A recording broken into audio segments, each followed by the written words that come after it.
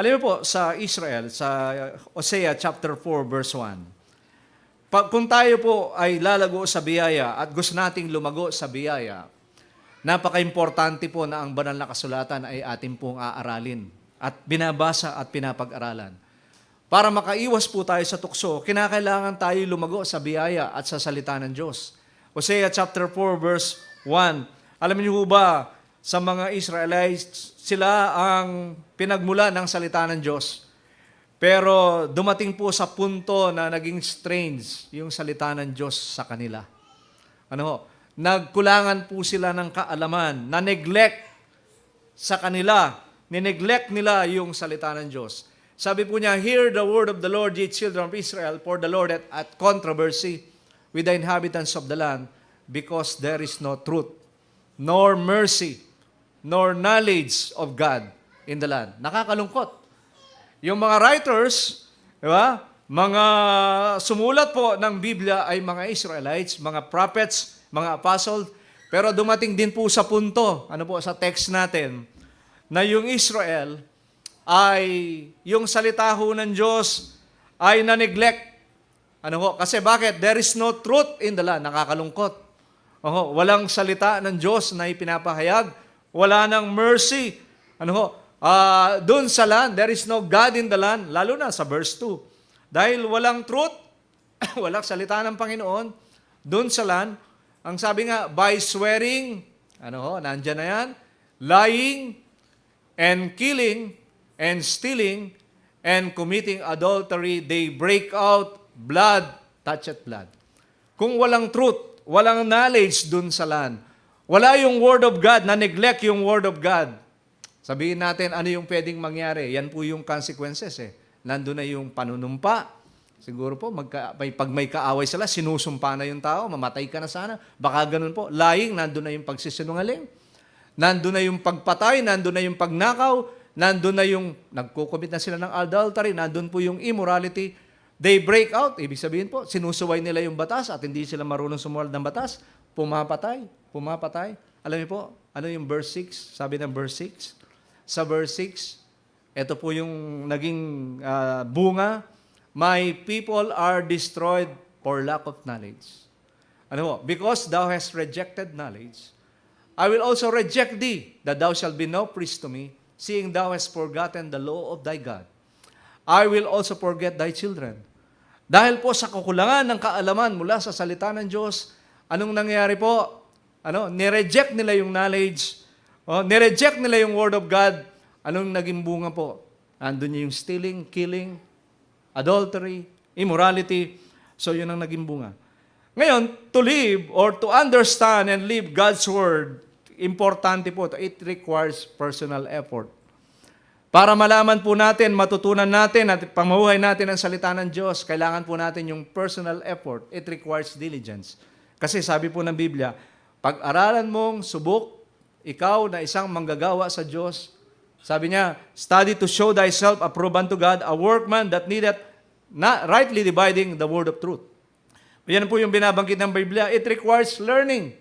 Para tayo po magkaroon ng kaalaman sa salita ng Panginoon, importante po, hindi lang natin binubuksan yan pag Sunday. Kung minsan po, marami tayong panahon sa ibang bagay, pero nakakalimutan nating magkonsulta sa salita ng Diyos. Importante yan. Kung tayo po gusto nating maka-acquire ng knowledge at magkaroon tayo ng kaalaman, kailangan po natin ng sipag ng pagbabasa ng Biblia. Kailangan po natin ng pagsusumikap na kinakailangan, hindi ako kontentong matuto lang sa naririnig ko kay pastor. Maging Berean tayo, kagaya ng mga Berean Christian. Hindi sila kontentong nakarinig lang po sila sa mga apostoles sa pangangaral, kundi inaral po nila yung salita ng Diyos araw-araw, kung yung mga bagay na yun ay nakasulang nga. Having a habit of educating ourselves. Kasi po, doon sa Acts chapter 2, ang sabi niya, and they continued steadfastly in the apostles' doctrine and in fellowship and in breaking of bread. So, without education in God's Word, we are unstable. Kung wala po yung pag-aaral at hindi tayo nag-aaral ng salita ng Diyos, unstable yung ating spiritual growth, unstable yung ating spiritual life.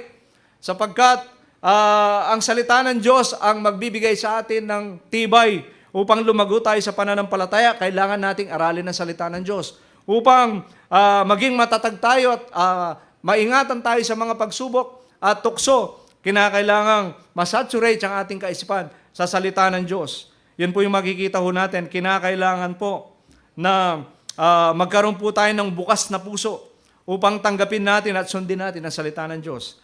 So the purpose of the writer of these Psalms is to exalt the written word of God. Yun po yung purpose. At makikita natin dito sa mga verses na ito, yung impressive position ni David toward the word of God. So talakayin natin 5 bagay. So the writer, impressive position to the word of God. Number 1, reverence to the word of God. Kasi makita nyo po dito sa verse 161, Princes have persecuted me without a cause, but my heart standeth in awe of thy word. Alam niyo po, ito yung respect ni David sa salita ng Diyos. Kasi without respect, without the fear of the word of God, makikita ho natin na si David, hindi po niya mamahalin at hindi niya tatayuan ang salita ng Diyos. Bakit po? Sabi niya, mga princess yung mga nag-persecute sa kanya na walang dahilan. Sa kadahilanan po siguro, si David, ang reason niya ay yung mga unreasonable persecution dahil tinatayuan niya, pinaniniwalaan niya, sinusunod niya ang salita ng Panginoon. Alam mo po, yung mga Bible believers nung una, kung titingnan po natin sa history ng mga Bible believers, dahil pinamuhay nila yung salita ng Diyos, sila yung most persecuted. At ang sabi ng Timothy, they that live godly in Christ Jesus shall suffer persecution. Kung ipamumuhay natin at i-apply natin yung salita ng Diyos sa buhay natin, susundin natin yung salita ng Diyos, sa ayaw mo hindi, makakaranas ka ng persecution. Kaya nga po, yung iba, pinipili na lang nilang mag-compromise. I-compromise na lang yung salita ng Diyos. Kasi kung ayaw mo ng persecution, gusto mong pupurihin ka ng tao, huwag mong ipamuhay ang salita ng Diyos. Pero dahil po, ang salita ng Diyos, yung final authority natin bilang mga Bible believers, ang salita ng Diyos ay mahalaga po sa atin. Ang salita ng Diyos ay dapat po nating aralin. Ang salita ho ng Diyos ay dapat nating ipamuhay. Importante po na mahalin natin at pahalagaan natin ang salita ng Diyos. So we must bring the Word of God to the church with the fear of God. And there is no other book like the Bible. Naniniwala ho ba kayo? Sapagkat ito lang pong aklat na ito, ang sinasabi nating the most holy book remain on this earth. Walang iba kundi yung Word of God. Magbasa po kayo ng mga libro, magbasa po kayo ng kahit yung cellphone natin kaya kung minsan sinasabi natin hindi po, magandang idea na pag pumunta tayo sa church, may dala tayong cellphone. Yun ang ginagawa nating Bible, although pwede na po itong ilagay dyan Pero sa ayaw natin na hindi po pure yan Sa space, sa mga cellphone natin, merong nagagamit po yan kuminsan, di ba? Nakukurap po yan. Kung ano po yung nakikita natin dyan sa mga cellphone Pero ito, pure book. Kaya nga po, pag young people kayo, dapat lang po, pag pumunta kayo sa church, may dala kayong Bible. Kasi nakilala tayo bilang mga Bible Baptist kasi may dala tayong Biblia. Ang Baptist, ang mga Bible Baptist, hindi po mawawala sa kanila yung Bible kasi mahalaga po ito Diba? Sabi nga yung iba, tablet, okay din yan. Pero, importante, pero pag sa pananambahan, wag po nating alisin. Diba? Kahit na nagbabago na yung technology, hindi naman po tayo dapat maging high-tech na rin. At hindi po natin dapat walain. Kaya kung minsan, blessing din yan. Merong mga, tawag dyan, mga pang live streaming. Pero sa katagalan, pag nasanay tayo dyan, baka yung iba hindi na marunong magbukas ng Biblia. Kasi pwede na tayo magdepende dyan Pero, hindi mo naman, masasanay mo pa rin yan kung araw-araw mong binubuksan ang salita ng Diyos. So yun po, tandaan po natin. Kaya si David, ganun ang kanyang appreciation. Ganun yung impression niya sa Word of God. Sapagkat ito ay salita ng Diyos, kaya nagbibigay po siya ng respect. Tandaan po natin, pag binabasa yung Word of God, magpakita tayo ng respect. Pag pinapangaral yung Word of God, magpakita tayo ng respect. Kasi salita ho yan ng Panginoon Hindi lang ho yan salita ng kung sino-sino man lang. Yan ay salita ng Panginoon. And then, ito pa yung pangalawang impression po ni David. Sabi nga, sa Word of God, hindi lang nagbigay siya ng reverence. Rejoice greatly in the Word of God. Sa verse 2 po, I rejoice at thy word. as one that findeth great spoil. Pag kayo po ay mayroong bagong cellphone, ay, tuwang-tuwa ka. Ha? Pero pare-pareho lang naman, bago luma. Nakakapag-text ka rin naman, nakakapag-message ka rin naman. Pero kayo ba ay tuwang-tuwa kapag meron kayong magandang Biblia? O tinatapon-tapon nyo lang? Ha? Hindi ba alihong marumihan yung Biblia? At least binabasa mo. Pero kung kumikinang-kinang po yan, at hindi parang kumakapal, hindi ho yan nababasa. Ha? Pero kayo ba ay tuwang-tuwa kapag ang salita ho ng Diyos ay naririnig nyo? Kasi si David, sabi niya, he is happy to hear the word of God. Siya po ay nagagalak. Siya po ay tuwang-tuwa at galak na galak. Hindi lang sinabi ni David, I was glad when they say unto me, let us go into the house of the Lord. Pero siya rin po ay nagagalak kapag yung salita ho ng Diyos ay pinapangaral dun sa house of God. At yun naman po yung purpose ng ating pag-aaral Diba? Sa pagsamba Hindi ka lang pumunta sa church para maupo, kundi pumunta ka sa church para magbasa at makinig ng salita ng Panginoon. Diba? Huwag mong sayangin yung araw na kung saan napunta ka na sa church, yung isip mo nasaan pa pumunta. Diba? Kaya nga pinapag-aralan namin sa Sunday School yung attentiveness versus distraction. Kasi pwedeng madistract tayo at mawala yung attention natin sa salita ng Panginoon na napakahalaga po na dapat mapakinggan natin. In fact po, yung respeto nila sa Word of God, kapag sila ay nagbasa, tumatayo po sila. At kahit na maghapong nakatayo, doon sila sa Book of Nehemiah, hindi po sila nagrereklamo. Ganun po sila kasaya dahil narinig po nila yung salita ng Diyos. Kasi sabi niya rito, yung psalmist kaya siya masaya, kasi para bang siya ay nakasumpong ng sinasabi nating great riches. Kasi sabi niya po dyan, I rejoice at thy word as one that findeth great spoil. Great riches po yan. Yung tao, pag may nakakita ng ginto, tuwang-tuwa Diba? Yung iba nga po, talagang inahanap ang ginto. Meron nga po doon lugar sa Patling Meron pong isang lote doon Pinaupa ng mayari. Ganun po, merong kubo doon. Ang balita doon, may ginto. Ngayon, yung nangupa, tinakpan niya nagtayo siya ng kubo. Yung nangupa, inukaya niya. Naguhukay siya ng ginto. Ang sabi naman kapitbahay, yung pinaupa mong bahay, yung mga nangupahan dyan, naghahanap lang sila ng ginto. Kaya ang ginawa ng may-ari, ay pinaalis niya, sisirain niyo pa yung lote ko, maghuhukay kayo ng ginto. So, ano daw nila, na-trace nila. Di ba, inahanap yan. Pero sabi po rito yung psalmist ay para siyang nakasumpong ng ginto nung malaman niya ang salita ng Diyos. Kasi may ginto ka man, may mga bagay-bagay man tayo, mawawala ho yan Kaya sa awitin kanina, God's word will stand. Kasi sabi doon sa Matthew 24:35, langit at lupa ay lilipas na. Mawawala na yung langit at lupa, pero ang aking salita ay mananatili magpakailan-kailan pa man. Sinabi rin po ng Panginoon, diba? Iingatan niya yung kanyang salita at ipipreserve niya. Sabi nga, forever. Yun ang sabi sa Psalms chapter 12. Ngayon, yung psalmist, he's happy to hear the word of God. Ito pa, he considered the word of God as the most valuable thing in life. Ano ba yung mga sabihin mong valuable sa'yo? Mahalaga sa'yo. Yung bahay mo, mahalaga. Ha? Yung kalusugan natin, mahalaga. Yung sasakyan mo, mahalaga. Pero alam niyo ba yung psalmist, kinonsidered po niya yung salita ng Diyos na pinamakahalagang bagay sa buhay niya. Sa Psalms 19 verse 10, pansinin niyo po Psalms 19 verse 10 kasi sinabi niya yan, more to be desired. More to be desired are they than gold. Yeah, than much fine gold. Di ba? May mga kategorya yung mga gold na yan. Mayroong 12K, mayroong 24K. Pero ano ba yung pinakamataas na ng ginto? Yung pinakamataas na. Yung 24. Pero sabi niya, more to be desired are they than gold. Sabi niya, than much fine gold. Ito ba, sweeter also than honey and the honeycomb. So yan ang mga bagay na makikita natin. Kung ano mang bagay na mahalaga po sa atin, tanggapin natin, aminin natin, mawawala din to sa atin.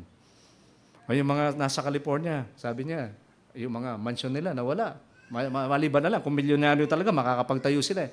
Pero yung mga pangkaraniwang tao na nawala, yung sasakyan natin, kung may sakyan po tayo, maluluma din po yan eh. Kakalawangan din po yan. Masisira din po yan.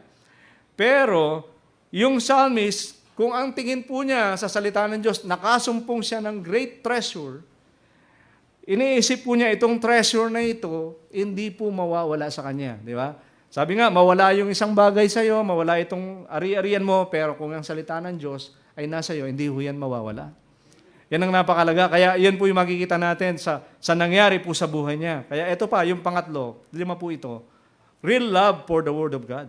Sa verse 163, I hate and abhor lying, but thy law do I love. Alam niyo po, pag tayo po ay lumalago sa salita ng Diyos, sabi nga, may mga bagay na naiinis na tayo pag nalaman na po natin yung katotohanan. Alam niyo po, sabi niya, nung malaman po ni David yung Word of God, ano po yung una niyang kinainisan? I hate and abhor lying. Ayaw na niyang magsinungaling at umiiwas na po siya sa pagsisinungaling. Kasi bakit po? He loves the Word of God, that's why he hates lying. Bakit po? Ano po yung contrast ng lying? Truth. Dahil yung salita ng Diyos ay word of truth. Hindi po siya nagsisinungaling. Lahat ng kasinungalingan ay kinainisan na po ni David. Sapagkat, sabi nga, the Bible is the only book that teaches the whole truth, nothing but the truth. Wala akong alo po ito eh. Kaya sabi niya, the word of the Lord is pure. Sabi sa Psalms eh. Dalisay. 7 times sinubok yung Word of God para ma-purify. So wala pong halong kasinungalingan. Lahat ng ating naririnig, lahat ng ating pinapahayag ay puro katotohanan. Hindi po kayo binobola. Pag pinapangaral ang salita ng Diyos. Yan ang makikita natin. Kasi sabi nga, nothing but the truth. Bakit po? Kasi ang Word of God, aminin natin, anong tinuturo niya? It teaches us about sin. Aminin natin yan dahil katotohanan ng salita ng Diyos at walang kasinungalingan, tinuturo po niya ang kasalanan sa buhay po natin. Kaya ang Biblia po ang nagko-correct sa buhay natin. Kaya nga, yung iba ayaw po nilang basahin yung Biblia, ayaw nilang pakinggan yung Biblia kasi yung nangangaral daw, pinatatamaan siya sa mali niya. Pero hindi po eh. Kino-correct lang tayo. Tinuturo lang ng salita ng Diyos yung kasalanan na dapat nating iwasan. Sinuturo po niya kasi pag nagkasala tayo, hindi matutuwa ang Diyos. Tinuturo niya pag nagkasala tayo, aaniin natin yung bunga noon. Kaya, di ba napakapalad natin? Hindi lang yan ang napakalaga. It teaches us about salvation. Yun ang napakalaga. Kung ang bawat religion may sinasabing, eto yung paraan para maligtas ka, suriin mo muna sa Biblia kung ano ang paraan ng Diyos. Ang sinasabi po ng Panginoon, kaya sinasabi niya yung kaligtasan kasi makasalanan tayo lahat. Ang kabayaran ng kasalanan ay kamatayan. Ngunit ang regalo ng Diyos ay buhay na walang hanggan. Kay Kristo Jesus na ating Panginoon. Na ang ibig sabihin po, kaya naparito si Kristo, kaya nagkatawan tao si Kristo upang matanggap mo yung kaligtasang pinagkaloob ni Kristo. Kaya kanina po, yung mga na-witnessan, wala po kaming ibang senior sa inyo, ibinahagi sa inyo, kundi tanggapin nyo si Kristo sa inyong buhay. Kasi siya lamang, wala ng iba. Kahit pumasok ka sa baptist dito, hindi ka maliligtas ng baptist. Tanging ang tinuturo po ng Biblia, kung anong sinasabi ng Biblia, yun po yung sinasabi namin at pinapangaral namin. Si Kristo yung daan sa iyang tagapagligtas, wala ng iba. Yan ang makikita po natin. Tinuturo po niya yan. Sa Psalms 164, ang sabi po niya, 7 times a day, do I praise thee because of thy righteous judgment. Imagine niyo po, 7 times a day. So yung psalmist, he thought about God and 7 times a day praises God. Or praise God. So imagine niyo po, hindi lang iniisip niya ang Diyos, pero sabi niya, 7 times naiisip niya ang Diyos. At dahil 7 times naiisip niya ang Diyos, 7 times din pinipraise niya ang Diyos. Ay, sabihin po, sa madaling salita, araw-araw, hindi nawawala sa isip niya ang Diyos. Araw-araw, hindi nawawala sa isip niya ang Diyos. Kung ang Kristiyano po ay pinananahanan ng banal na Espiritu Santo, imposible pong makalimutan mo ang Diyos sa buhay mo. May nakatira dyan eh. yung banal na Espiritu Santo. Araw-araw naiisip mo siya. Diba? Araw-araw napapasalamatan mo siya. Araw-araw nakakausap mo siya. At araw-araw kinakausap mo siya. Kasi nananalangin ka eh. Diba? Nagpe-pray ka. At nagpe-pray po tayo. So yun po yung makikita po natin. So yung psalmist, gusto po niyang ipamuhay. Kaya nga yung number 7 ay number of completion eh. So ibig sabihin, 7 times a day do I praise thee. A day pa yan ha. 7 beses sa isang araw. Oh, imagine niyo po kung 7 times a day. Kwantahin niyo po yung 7 days. Ilang beses pinipraise niya ang Panginoon? Ba, hindi po siya nagsasawa. Oh, ang tanong po ang challenge yan hindi tayo dapat magsawang magsamba. Hindi tayo naboboring na magsamba at hindi natin kinatatamaran ang pagsamba kasi kung siya 7 times a day, pinipraise na yung Diyos. Kung once a week ka lang nagche-church at minsan yung once a week hindi pa natin magawa, mahiya po tayo dun sa psalmist na talagang ganun niya kamahal ang salita ng Panginoon, ganun niya kamahal ang Panginoon. Bakit po niya pinipraise ang Panginoon 7 times a day? Ito po, because the Word of God is true. The Word of God is straight. The Word of God is righteous. And the Word of God is holy. Diba? Ang salita ho ng Diyos ay katotohanan. Kasi para lalo niyang malaman ang katotohanan, ay kinakailangan po niya talagang alamin ng mga katotohanan na nakasulat po dito. So, real love for the Word of God. Gaano natin kamahal ang salita ng Diyos? Ito ba'y salitang niyayakap natin? Ito ba'y salitang pinanghahawakan natin?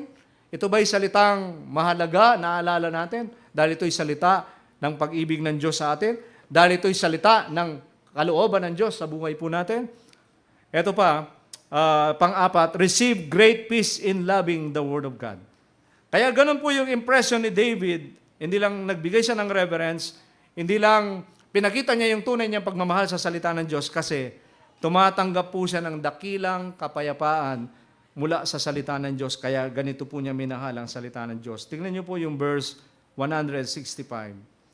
Great peace have they which love thy law, and nothing shall offend them. Ang tanong ko po ngayon, na-open ka ba kapag pinipreach yung salita ng Diyos? Honestly po. Na-open ka ba kapag nirebuke ka, kapag merong sharp rebuke mula sa salita ng Diyos? Na-open ba tayo kapag tayo ay kinokorek sa salita ng Diyos? Na-open ba tayo pag sa salita ng Diyos pino-point out yung sin natin? Kasi po, sabi naman dun sa 2 Timothy 3:16, all Scripture is given by inspiration of God and it is profitable for doctrine, for reproof, for correction, for instruction. Diba? So yan po yan. Lahat po yan. So yan purpose. Kaya siya, bakit po? Bakit yung psalmist, hindi po siya na-open sa Word of God, kundi ito'y nagdadala sa akin ng great peace. Peaceful ka ba? Kung totoo po, kung alam natin yung katotohanan, kung alam po natin hindi natin nagawa yung kalooban ng Diyos. Peaceful ka ba? Peaceful ba tayo kung alam nating nasuway natin ang Diyos? I believe hindi po eh. Di ba? Pero peaceful ka pag alam mo, Lord, alam ko po, nagawa ko yung gusto mo. Di ba? Yung nakapag-minister ka at nasunod mo yung utos niya, alam mo peaceful ka. Di ba? Yung taong, yung hindi mapakali, kung alam niyang sumuway siya sa batas at meron siyang nagawang mali, di ba? Hindi siya magiging peaceful. Hindi ka magiging masaya.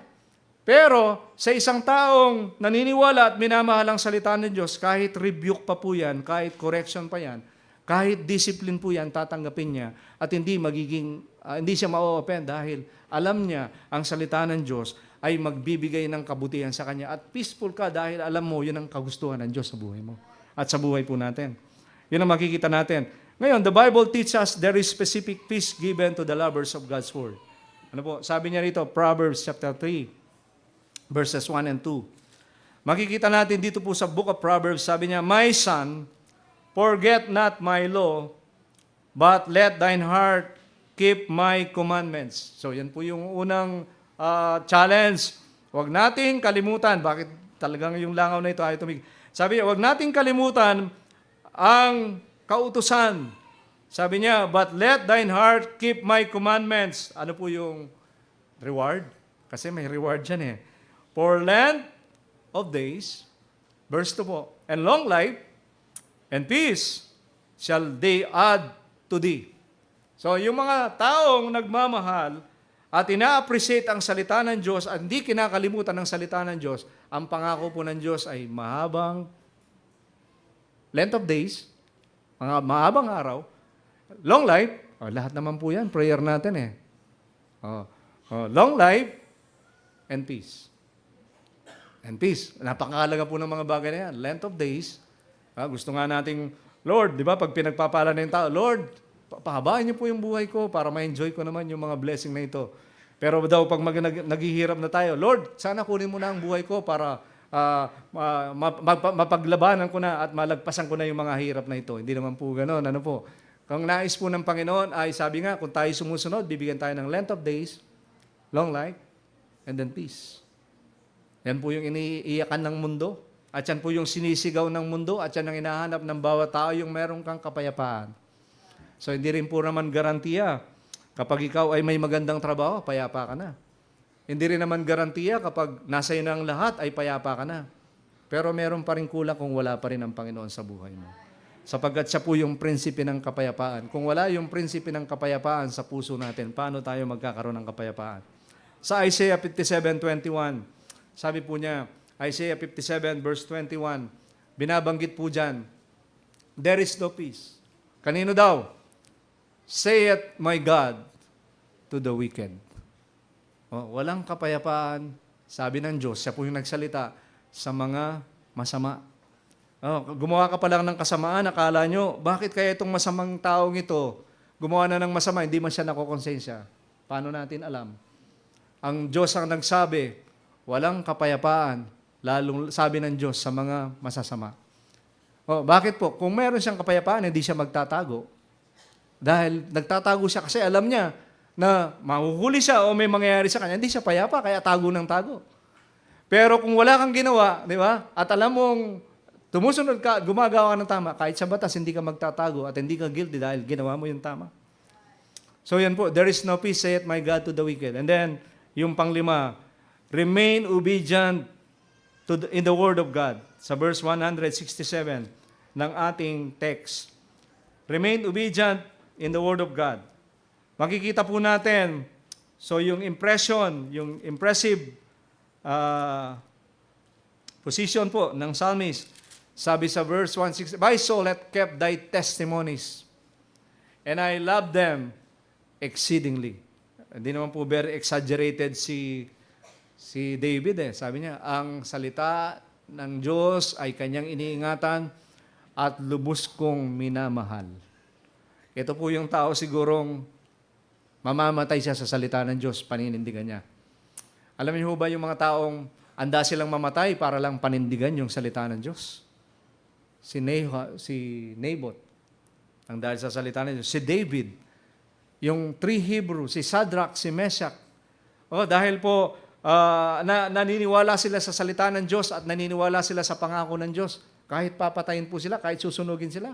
At alam nila, yung Diyos na pinaglilingkuran po nila, hindi totoong Diyos, hindi po sila yumuko. Hanggang sa ipakain si David sa mga leon, dahil nag-pray siya, 3 times a day, nagpe-pray siya, dahil sumuway siya sa batas na ibinigay. Yung si Shadrach, si Meshach, si Abednego, hindi po sila yumuko dun sa golden, statue, na tinayo. Pero sila po ay nanatiling nakatayo kasi alam po nila kung ano ang sinasabi ng salita ng Diyos. Kaya makikita natin dito, the psalmist loved and obeyed the scriptures. So when God looked into the soul of David, ano po kayang nakita ng Diyos? Unang-una, God sees David reverence. Nakita po ng Diyos yung reverence, yung respeto ni David, ng Panginoon, ni David sa kanyang salita. God sees David rejoicing. Nakita po ng Diyos yung kagalakan ni David kapag naririnig po niya yung Word of God. Kapag binabasa po niya yung Word of God. God sees David's love sa Word of God kasi, I love thy law. Doon sa Psalms, makikita niyo po. Kaya nga po yung Book of Psalms, yung 119, makikita nyo yung appreciation niya sa pagmamahal niya sa salita ng Diyos. God sees David praise. Nakita po ng Panginoon kung paano pinupuri ni David ang Panginoon at habang nababasa po niya ang salita ng Diyos. Ito pa, God sees David's commitment to righteousness. Nakita po ng Panginoon yung commitment ni David kung paano po inangad po niya sa buhay niya na gawin po niya yung kagustuhan ng Diyos at kalooban niyo sa buhay niya. At ang nakikita po ng Panginoon higit kay David, nakikita niya yung real truth sa puso ni David. Kung titignan po ng Diyos ang puso natin, what God see in your heart? Anong nakikita ho ng Diyos pagdating po sa Word of God? Ito ba ay sinasabi natin ang Word of God, ang pinaka-final authority ko? Bibigyan ko ng respeto yung Word of God. Mamahalin ko yung salita ng Diyos. Tatanggapin ko yung salita ng Diyos at susundin ko yung salita ng Diyos. Tayo pong lahat ay tumayo at magkaroon po tayo ng challenge ngayong umaga. Panginoon, alam po namin, para kami ay lumago sa biyaya, importante po na aralin po namin ang iyong salita. Nangyari po sa bansang Israel, sa time po ni Hosea, doon sa kanilang bansa, sabi nga po doon sa talata, there is no truth, nor mercy, nor God in the land. Sa kadahilanan po, Panginoon, nineglect po nila, nirefuse po nila, isinantabi nila yung iyong salita. Dito po sa Book of Psalms, makikita po namin yung appreciation, yung respect, yung impression ni David sa inyong salita. Naniniwala po kami mismo sa kanyang mga sinabi. Sabi niya, Thy word, O Lord, is forever settled in heaven. Kaya ganun na lang po yung pagrespeto niya sa inyong salita.